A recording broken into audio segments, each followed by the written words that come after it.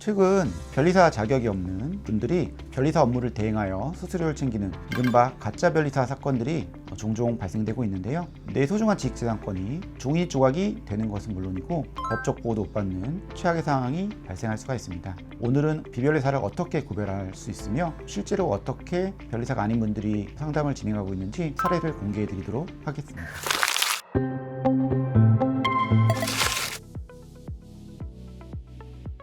단순히 불법이라서 문제가 되는 것은 아닙니다. 아무래도 가장 큰 문제는 여러분의 권리가 제대로 보호받을 수 없게 된다는 것이 문제가 될 것입니다. 법적 대리권이 사실 없죠. 그래서 무자격자는 특허청을 상대로 공식적인 대리를 할 수가 없습니다. 문제가 생겨도 본인이 책임지기보다는 의뢰인에게 모든 피해를 떠넘기는 경우도 빈번하게 발생이 될 수 있죠. 또 나중에 어떤 침해 소송이나 어떤 권리 분쟁이 발생하더라도 권리 범위가 좀 이상하게 형성이 됐다거나 잘못 등록이 돼가지고 구제받지 못하는 사례가 발생할 수가 있겠습니다. 저희가 특허, 상표, 디자인을 진행하기 위해서 업체를 컨택을 하는 경우가 있는데요. 컨택을 했을 때 마치 이제 변리사를 소개해 줄 것처럼 아니면 변리사를 연결해 줄 것처럼 말씀을 하시지만 실제로 컨택되는 분은 이제 약간 말씀을 흐리면서 팀장 아니면 책임 이런 이름으로 상담을 진행하시는 경우가 사실 빈번하게 있습니다. 이런 부분들은 상담할 때는 상담을 좀 많이 하시니까 어느 정도 달콤한 말로 유혹을 할 수 있겠습니다만 실무를 실제로 들어갔을 때는 저희의 권리를 제대로 보호받지 못하게 어느 정도는 책임감이 좀 없으시게 행동하는 경우도 빈번하게 있었고요. 추후에 또 문제가 발생했을 때 대응하는 문제에 있어서는 나 몰라라 하시는 경우도 심심치 않게 봤습니다.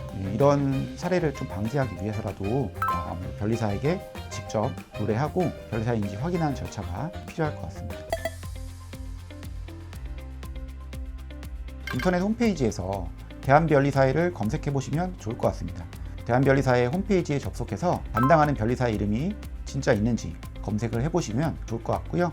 등록된 변리사라면 바로 나오실 겁니다. 특허법인 부분에 대해서도 확인할 수가 있을 텐데요. 개인사무소가 아니라 법인이라면 해당 법인이 특허청에 정식 등록된 곳인지 확인하는 절차가 필요하실 것 같습니다.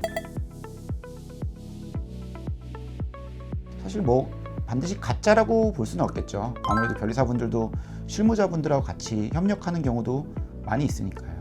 다만 최종 상담과 전략 수립은 반드시 자격 있는 변리사가 수행하는 것이 바람직하다고 하겠습니다. 변리사님 바쁘셔서 제가 대신 왔다 말이 반복된다면 의심해 볼 필요가 있겠습니다. 또한 변리사를 연결해 달라고 요청을 했는데 변리사님이 안 계신다, 변리사님 부재 중이다, 어디 가셨다 라는 말이 반복된다면 의심해 볼 필요가 있겠습니다.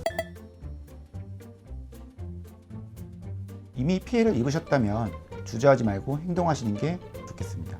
대한변리사의 무자격자 불법 변리행위 신고센터를 이용하시면 좋을 것 같습니다. 해당 업체에 직접 신고하시면 도움을 받으실 수 있을 거고요. 만약 망가진 명세서나 거절된 사건도 전문가의 손질을 거치면 다시 살려낼 수 있는 기회가 있을 수도 있습니다. 그런 경우에는 주저하지 마시고 저희 테란에 연락을 주시면 좋겠습니다. 여러분의 소중한 아이디어는 여러분의 인생이 담긴 자산입니다. 그 자산을 검증되지 않은 가짜에게 맡기지 마세요. 전문가의 자격은 단순히 종이 한 장이 아니라 여러분의 권리를 끝까지 책임지겠다는 약속입니다. 오늘 영상이 도움이 되셨다면 구독과 좋아요로 응원 부탁드리겠습니다. 지금까지 유준특허의 김신영 변리사였습니다. 감사합니다.